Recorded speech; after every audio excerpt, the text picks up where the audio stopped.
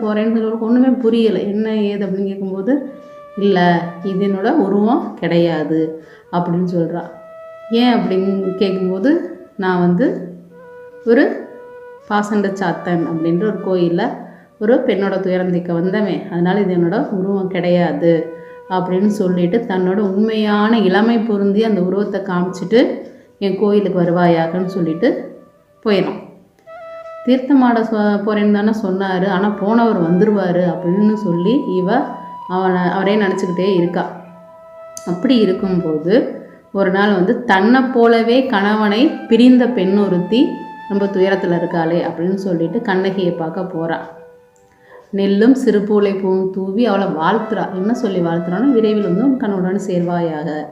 அதுக்கு வந்து தேவந்திட்ட வந்து கண்ணகி சொல்கிறா, ஆமாம் அதுக்கு உண்டான வாய்ப்பே இல்லை, நான் ஒரு கனவு கண்டேன் அப்படின்னு சொல்கிறான். என்ன கனவு?